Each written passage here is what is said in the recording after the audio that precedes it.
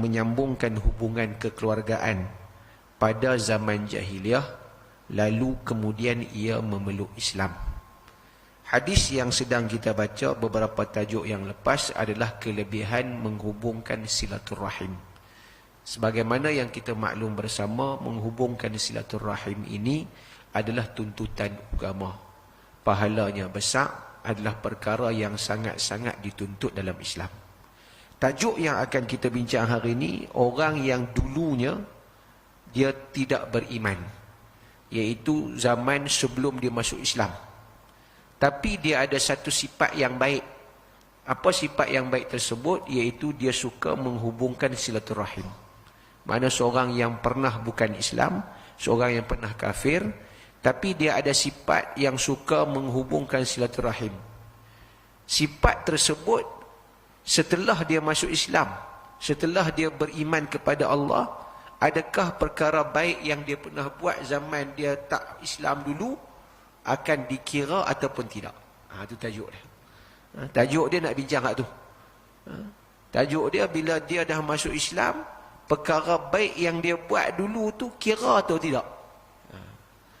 Adapun berkaitan dengan amalan yang dia lakukan zaman sebelum Islam, memang waktu jahiliah betul-betulnya, waktu kafir betul-betulnya, hak tu tak ada masalah. Semua kita faham, memang yang dia buat tu tak ada pahala.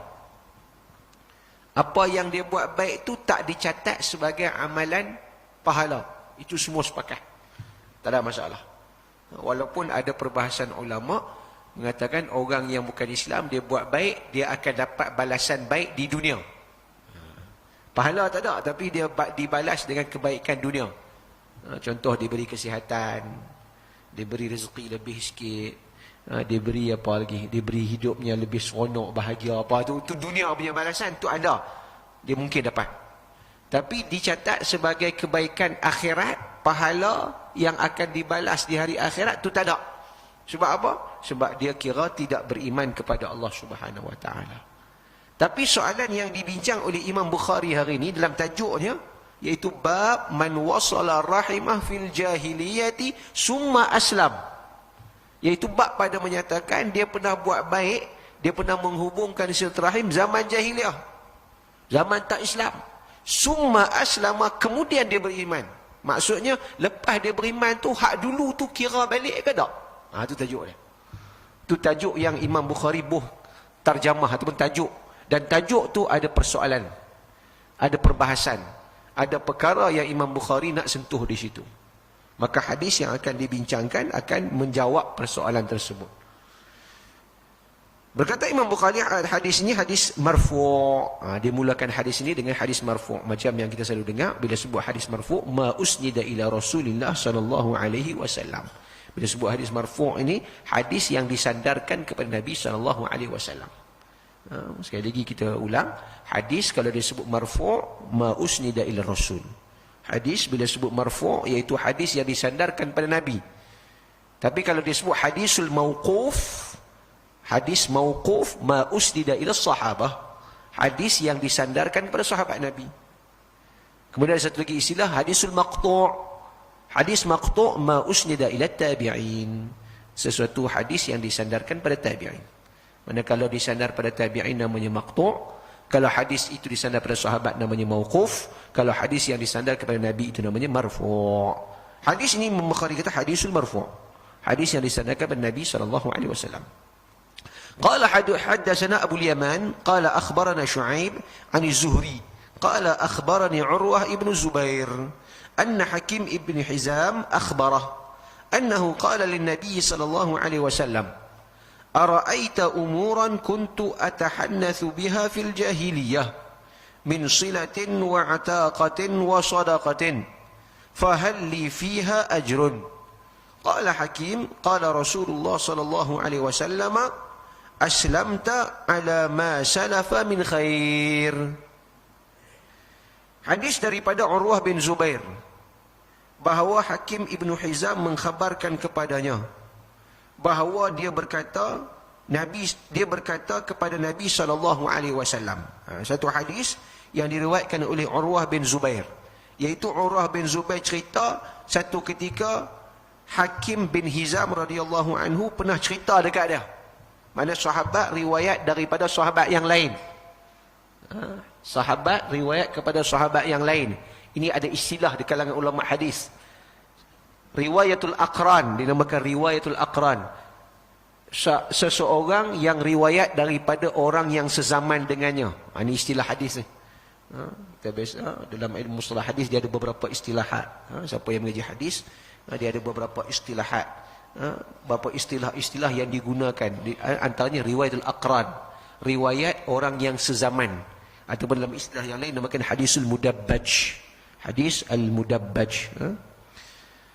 Hadis ini Urwah bin Zubair cerita daripada Hakim bin Hizam. Iaitu Hakim bin Hizam pernah mengkhabarkan padanya itu Urwah dan Hakim sezaman. Annahu qala lin Nabi SAW. Iaitu Hakim bin Hizam kata, dia pernah kata kepada Nabi SAW. Dia pernah bertanya kepada Nabi. Apa dia tanya? Ara'aita umuran kuntu atahannasu biha fil jahiliyah. Apakah pandangan tuan tentang perbuatan baik yang pernah aku lakukan pada zaman jahiliah dahulu? Hakim bin Hizam tanya Rasulullah, apa pandangan tuan, apa pandangan Nabi tentang perkara-perkara baik yang pernah aku buat waktu zaman aku jahiliah dulu, zaman aku sebelum Islam dulu. Jahiliah ni merujuk kepada jahiliatul din, jahiliah pada urusan agama. Tak kenal agama, tak kenal Islam lagi, belum masuk Islam. Iaitu apa dia yang dia buat? Dia kata min silatin wa ataqatin wa sadaqah. Antara perkara baik yang aku duk biasa buat iaitu silah. Aku suka menghubungkan silaturahim. Hakim bin Hizam kata zaman jahiliah dulu aku suka hubung adik-beradik. Satu. Yang kedua wa ataqah, dan aku juga suka membebaskan hamba. Antara amalan yang baik yang terpuji iaitu membebaskan hamba. Membebaskan hamba antara amalan yang sangat dituntut dalam Islam. Dan ianya amat sukar dilakukan oleh orang bukan Islam satu ketika dulu. Selalunya orang bukan Islam, orang zaman jahiliah ni bila dia ada hamba, dia susah nak bebaskan hamba. Dia kalau nak bebas hamba tersebut, paling tidak pun dia akan menggunakan istilah ataupun dia menggunakan kaedah untuk orang itu menebus dirinya. Dengan sebab tu ada istilah namakan hamba mukatab. Mukatabun, hamba yang diberi janji, dicatatkan sebagai satu perjanjian, dia kena mai bayak, dia tebus diri dia. Maknanya dia nak bebas, dia kena pergi cari duit, dia mai bayak kat tuan tu, bebas. Maknanya dia tebus diri. Ataupun habis-habis lekeh pun dinamakan hadis mudabbar. Dinamakan sebagai hamba mudabbar. Iaitu hamba yang tuan dia kata anta hurrun dubura mauti. Kamu itu bebas setelah aku mati. Aku mati je, hang bebas. Maknanya selagi aku hidup, hang hamba. Gitu. Itu kaedah orang jahiliah, paling tidak dia buat lagu tu. Jarang dia nak bebas secara percuma. Sama ada memang dia kekalkan kawan tu sebagai hamba, ataupun dia pergi jual ke orang lain, ataupun paling tidak pun dia suruh tebus diri kawan tu sendiri. Maknanya tebus diri, habis baik pun dia kata hang bebas lepas aku mati. Itu biasa. Jarang-jarang jumpa orang bebas secara percuma. Sebab bila bebas secara percuma, dia tak untung apa. Maksudnya tuan tu tak ada untung apa. Dia bebas pergi. Bebas macam orang duk bagi barang secara percuma. Tapi kalau ada timbal balik, dia masih lagi dapat untung, walaupun sikit. Maka Hakim bin Hizam kata, aku ni zaman jahiliah aku duk buat ataqah tu.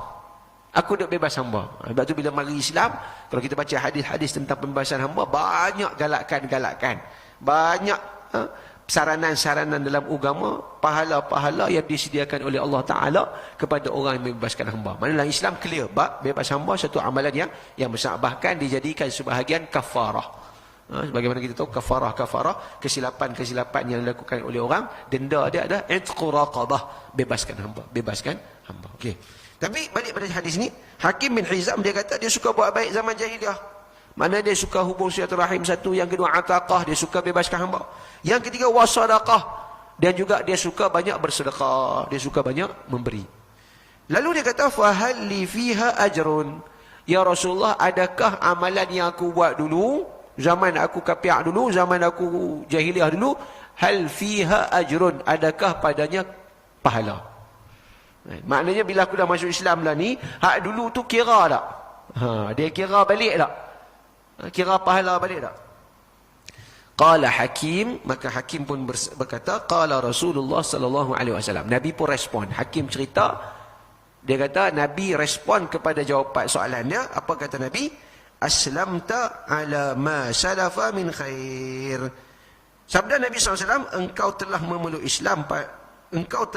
Islam dengan mendapat segala kebaikan yang engkau lakukan pada masa lalu. Nabi kata, aslamta ala ma salafa min khair. Kamu dah masuk Islam atas perkara baik yang telah engkau lakukan dahulu. Nabi kata tak apa. Apa yang anda buat baik dulu, anda dapat kebaikan setelah masuk Islam. Maka hadis ni maksud dia apa? Maksud dia, adakah soalan pada awal tadi, adakah amalan-amalan jahiliah yang dia, amalan-amalan yang dia buat waktu jahiliah dulu kira atau tidak? Itu soalan lah. Itu Imam Bukhari bawa keluar tajuk. Orang yang dah masuk Islam, hak lama-lama ni masuk buku balik ke tak? Dia pernah baik macam Hakim bin Hizam dulu, dia pernah bebaskan hamba, dia pernah hubung silaturahim. Waktu dia duk buat dulu tu, dia kira masuk balik ataupun tidak?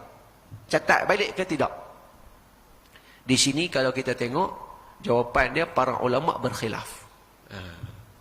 Kalau kita baca syarah hadis, huraian kepada hadis ini, khilaf di kalangan para ulama. Khilaf pada para ulama. Al-Imam Al-Bukhari sendiri, Imam Bukhari berpandangan bahawasanya dapat balik pahala tersebut. Berdasarkan tajuk, para ulama kata kalau berdasarkan tarjamah Al-Bukhari, berdasarkan tajuk ni, Imam Bukhari cenderung kepada pandangan amalan yang dia pernah buat dulu, seorang yang pernah buat amalan baik zaman jahiliah, dikira balik. Maknanya diberi pahala balik setelah dia masuk Islam. Dan itu merupakan pandangan sebahagian ulama. Sebagian ulama kata, maknanya perkara-perkara yang baik, perkara-perkara yang taat, perkara-perkara yang dikira sebagai kalau Islam tu pahala, tapi waktu dia zaman jahiliah tak kira lagi. Dia tak kira, tapi dia simpan. Dia catat, ditulis. Tapi waktu tu tak kira pahala lagi. Bila dia masuk je Islam, hak tu dia kira aci balik. Perkara-perkara baik tu dia kira aci balik.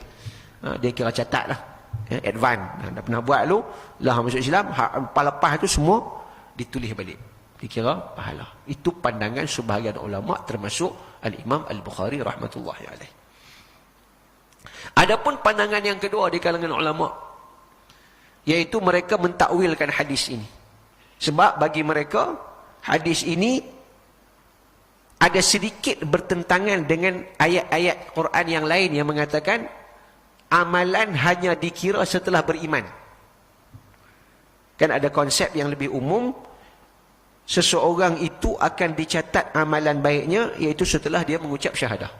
Mana setelah beriman barulah ada kira-kira. Maka hadis ini seolah-olah macam bertentang. Bila seolah-olah macam ada bertentang, maka hadis ini takwil. Diberikan takwilan dan tafsiran. Maka sebahagian ulama yang mengatakan sebarang amalan baik, sebarang amalan taat, sebarang amalan yang dikira sebagai akan dikira pahala itu adalah setelah dia beriman sahaja. Sebagaimana dosa, orang yang buat dosa zaman jahiliah tak kira langsung, dipadam langsung, dibuang langsung, maka pahala pun sama, perkara baik pun sama. Yang dikira start daripada dia beriman. Mana dia masuk je Islam, dia ibarat kanak-kanak ataupun bayi yang baru lahir. Amalan dia, hak yang tak elok dibuang, hak elok pun tak ada, dia kira mula balik, mula kosong balik. Itu pandangan ulama yang kedua. Adapun hadis ini, apa maksudnya? Apa tawilannya? Takwilannya ada yang mengatakan maksud hadis ini, aslam ta'ala ma salafa min khair. Pertama, hang dah beriman, perkara-perkara baik yang hang buat dulu-dulu, hang dah dapat balasan di dunia dulu. Dia kata tadi. Maknanya perkara-perkara yang baik yang hang dah buat, hak tu dah dikira balasan duniawi zaman dahulu. Macam disebut tadi, orang yang tidak beriman, dia dapat kebaikan. Kebaikannya apa dia? Kebaikannya di dunia. Kebaikan di dunia. Maknanya Allah dah bagi dah kebaikan dalam bentuk duniawi ni. Mungkin dia diberi kesihatan, mungkin dia dah diberikan kata bagi duit rezeki lebih sikit, mana dalam bentuk duniawi dia dah dapat lah.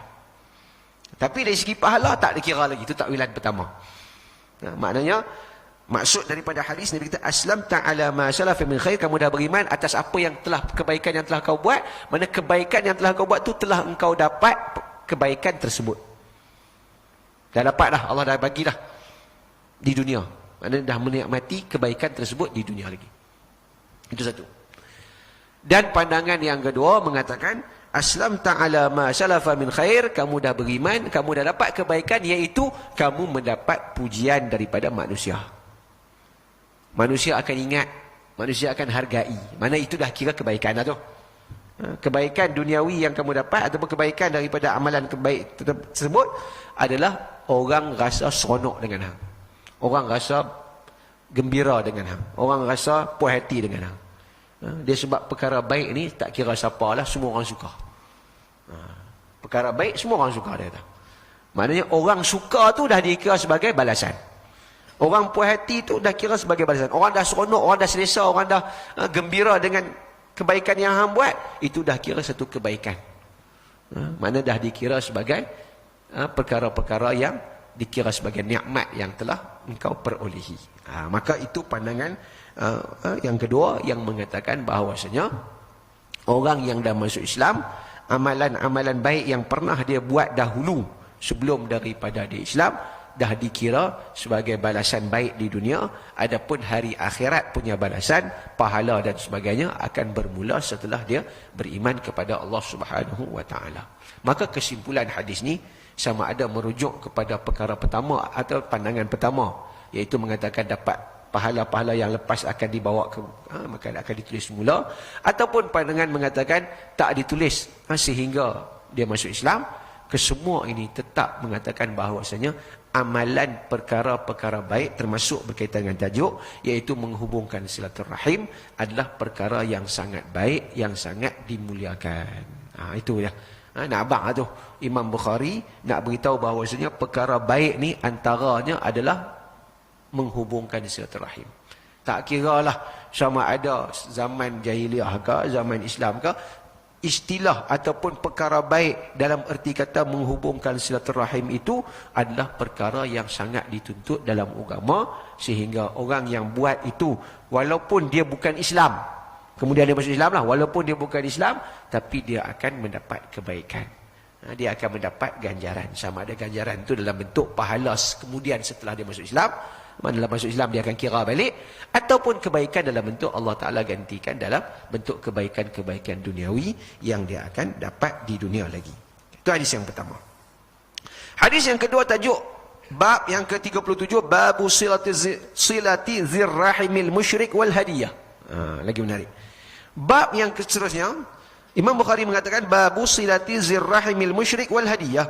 Bab pada menyatakan hubungan kekeluargaan dengan orang musyrik dan pemberian hadiah kepadanya.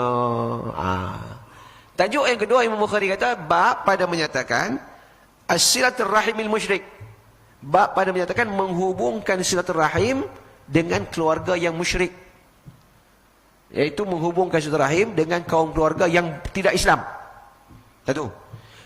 Wal hadiyah, dan memberi hadiah pada mereka. Okay. Hadis ini juga hadis marfu'. Qala haddatsana Muhammad bin Salam qala akhbarana Abdah qala an Ubaidillah an Nafi' an Ibn Umar radhiyallahu anhuma ra'a Umar hullatan siyara faqala ya Rasulullah law ishtarayta hadhihi falabistaha yawm al-jumu'ati walil-wufudi idza atawk faqala ya Umar innama yalbasu hadhihi man la khalaqa lah thumma uhdiya lin-nabiy sallallahu alaihi wasallam minha hulalun فأهدى إلى عمر منها حلة فجاء عمر إلى رسول الله صلى الله عليه وسلم فقال يا رسول الله بعثت إلي هذه وقد سمعتك قلت فيها ما قلت قال إني لم أهدها لك لتلبسها إنما أهديتها إليك لتبيعها أو لتكسوها فأهداها عمر لأخ له من أمه مشرك. Hadis daripada Ibn Umar radhiyallahu taala anhuma, Satu ketika ra'a Umaru hullatan siyara. Umar Al-Khattab pernah melihat sehelai kain. Ra'a Umar hullatan, Sayyidina Umar melihat satu hullah, satu kain siyara yang bercampur dengan sutera. Satu hari Sayyidina Umar jumpa ataupun dapat ataupun lihat satu kain yang ada kain itu diperbuat daripada sutera, yang bercampur dengan sutera. Faqala, lalu Umar berkata, ya Rasulullah, law ishtaraita hadhihi falabistaha yawmal jum'ati. Umar bercadangkan kepada Rasulullah, wahai Rasulullah, apa kata engkau beli kain ni? Nabi duduk jalan dengan Sayyidina Umar, jumpa satu kain yang nampak cantik, nampak elok, yang kain itu dibuat pada sutera. Lalu Sayyidina Umar mencadangkan, wahai Rasulullah, apa kata engkau beli? Law ishtaraita hadhihi, kalaulah hang beli kain ni, untuk apa? Falabistaha yaumal jum'ah, engkau boleh pakai dia pada hari Jumaat. Aw lil wufudi iza atauka, ataupun engkau boleh pakai waktu berjumpa dengan al-wufud. Al-wufud ni rombongan-rombongan, ataupun kita kata tetamu-tetamu yang datang berjumpa dengan engkau. Itu cadangan Sayyidina Umar. Apa kata Rasulullah beli kain ni, kain yang cantik ni, yang elok ni, yang Nabi boleh guna, sama ada guna pada hari Jumaat ataupun guna untuk bertemu dengan tetamu-tetamu. Wufud ni maknanya rombongan-rombongan, pembesar-pembesar ataupun delegasi-delegasi yang datang ke Madinah untuk berjumpa dengan Nabi. Nabi boleh pakai untuk berjumpa dengan mereka. Faqala Nabi sallallahu alaihi wasallam, Nabi pun bersabda, ya Umar, wahai Umar, innama yalbasu hazi man la khalaqalah. Sesungguhnya orang yang pakai pakaian umpama ini, iaitu dengan sutera, orang lelaki kalau pakai pakaian yang ada umpama ini, man la khalaqalah, orang yang tidak akan mendapat bahagian di hari akhirat. Maknanya orang lelaki yang pakai kain lagu ni, dia tidak akan mendapat syurga Allah Subhanahu wa taala. Nabi nak kata pakaian sutera ni orang lelaki tak boleh pakai. Tak sesuai orang lelaki pakai. Siapa pakai berdosa, dia tak dapat syurga. Hadis takat tu dulu. Hadis ni panjang, saya nak tengok masa apa habis. Nanti insya-Allah kita bulan depan kita cuba huraikan hadis ni habis. Tapi takat yang kita baca, takat kita baca ada beberapa pengajaran. Pertama, Sayyidina Umar Al-Khattab mencadangkan kepada Nabi untuk beli satu kain yang ada sutera padanya. Sebagian ulama mengatakan cadangan Sayyidina Umar ini adalah sebelum daripada kejelasan tentang boleh atau tak boleh orang lelaki pakai sutera. Ada sebagian ulama kata tafsiran begitu. Ada satu lagi pandangan mengatakan Sayyidina Umar ketika mana dia mencadangkan Nabi, dia tengok kain itu cantik, dia tak tahu kata ada sutera yang dominan. Maknanya dia nampak cantik, dia tak tahu kata sutera banyak. Maka dia cadangkan Nabi. Sebab soalan tu timbul, takkan Sayyidina Umar cadang kat Nabi satu pakaian yang diharamkan? Kan? Takkan Sayyidina Umar dah tahu benda haram, takkan dia cadang? Maka para ulama memberikan tafsiran, satu, kemungkinan Sayyidina Umar tak tahu lagi, ataupun orang belum tahu kata orang lelaki tak boleh pakai sutera waktu tu. Ataupun yang kedua, tafsiran yang kedua, takwilan yang kedua, Sayyidina Umar tak tahu kata kain tu sutera yang banyak. Kain tu nampak kain elok. Dia ingatkan kain biasa. Itu satu. Yang kedua, Sayyidina Umar mencadangkan Nabi beli. Untuk apa? Tujuannya apa dah? Yang pertama, falabistaha yaumal jum'ah.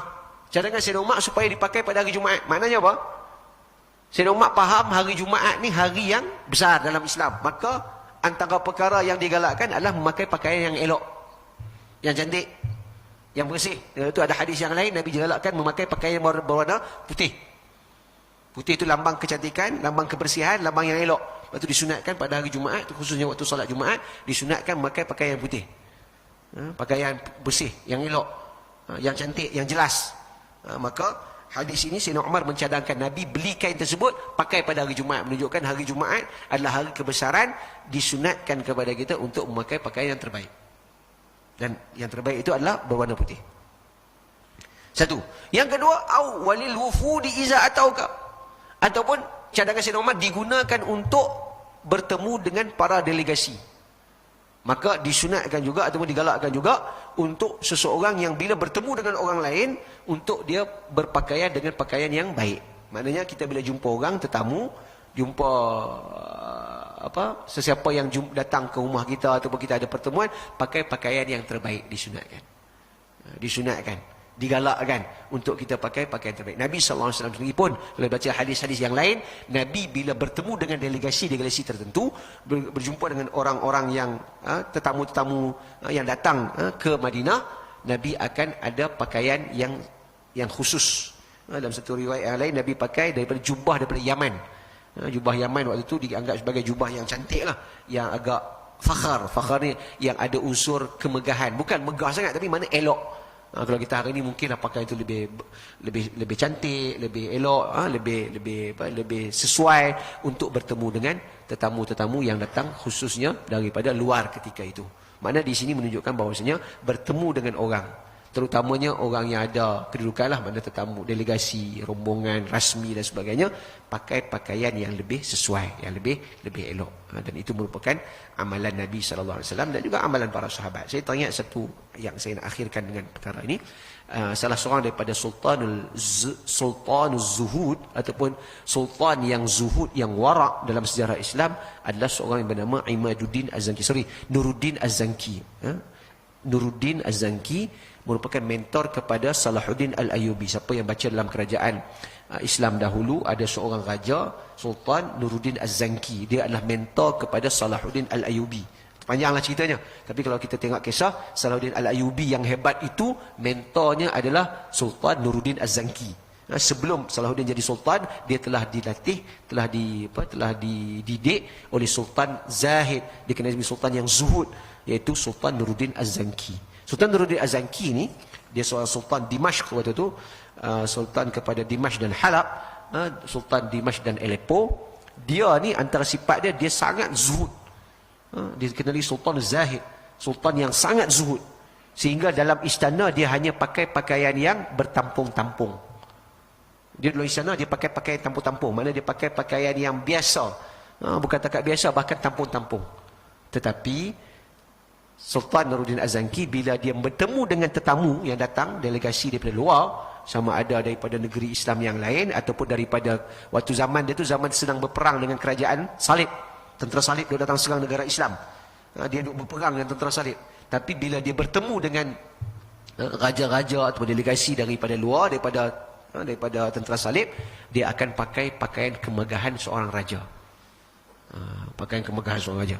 Dia di dalam istana, di sekitar kawasan dia tu, dia akan pakai pakaian tampung-tampung. Tapi bila dia bertemu dengan raja-raja, dia bertemu dengan pembesar-pembesar, dia bertemu dengan delegasi-delegasi, dia akan pakai pakaian kemegahan. Para ulama mengatakan tujuan Nuruddin Az-Zanki buat begitu, bila dia datang berjumpa dengan orang, dia akan tunjuk izzatul Islam. Izzah, kemegahan, kebesaran agama tu. Dia tak mahu orang pandang lekeh pada Islam. Jumpa orang, sebab orang tak tahu. Orang tak faham istilah zuhud, orang tak faham istilah. Orang bila first impression dia akan tengok pakaian. Orang jumpa, orang tak tahu kita siapa. Orang yang nampak adalah apa pandangan pertama, tafsiran dia tentang kita ada apa yang dia lihat. Maka bila dia jumpa orang macam tu, dia akan pakai pakaian kemegahan. Sebab apa? Raja, sultan bila bertemu dengan orang yang setaraf dengan dia atau bertemu dengan dia perlu bagi matching, bagi sama. Pakai elok, aku kena pakai elok. Tapi perkara tersebut bukanlah masuk dalam hati dia. Dia hanyalah untuk bila keperluan untuk berinteraksi dengan pihak yang lain. Selesai saja dia berhubung dengan mana-mana raja, dia kembali kepada istana dia, dia duduk dalam rumah dia duduk sekitar kawasan istana dan juga dengan orang-orang dia lah. Dia kembali pakai pakaian yang tampung-tampung tadi untuk rasa lebih tawaduk, rasa lebih rendah diri, kerana itu lebih sesuai dengan orang kebanyakan. Itulah seorang raja yang hebat, yang dia tahu meletakkan dirinya, dia tahu yang mana yang dia perlu dilakukan, dan dia sangat dihormati. Sultan Nuruddin Az-Zanki yang kuburnya ada dalam pasar Hamidiyah di Damsyik, Syria. Allah Ta'ala alam. Itu sedikit berkaitan dengan hadis. Dua hadis kita baca. Hadis yang kedua berkaitan dengan berpakaian, memakai pakaian yang ada sutra dan sebagainya adalah larangan. Itu sambungan hadis tersebut akan kita bincangkan dalam pertemuan yang akan datang. Wallahu ta'ala a'la wa a'lam bis-shawab. Al-Fatihah. A'udzubillahi minasyaitonir rajim. Bismillahirrahmanirrahim. Alhamdulillahirabbil alamin arrahmanirrahim maliki yaumiddin. إياك نعبد وإياك نستعين اهدنا الصراط المستقيم صراط الذين أنعمت عليهم غير المغضوب عليهم ولا الضالين آمين. بسم الله الرحمن الرحيم الحمد لله رب العالمين وبه نستعين والصلاة والسلام على سيد المرسلين وعلى آله وصحبه أجمعين. اللهم انفعنا بما علمتنا وعلمنا مما ينفعنا وزدنا علما وارزقنا فهما. اللهم ارزقنا فهم النبيين وحفظ المرسلين وإلهام الملائكة المقربين واهدنا بهداية العارفين. اللهم اجعل جمعنا هذا جمع مرحوما وتفرقنا من بعد تفرقا معصوما. ربنا آتنا في الدنيا حسنة وفي الآخرة حسنة وقنا عذاب النار. وصلى الله على سيدنا محمد وعلى آله وصحبه وسلم والحمد لله رب العالمين.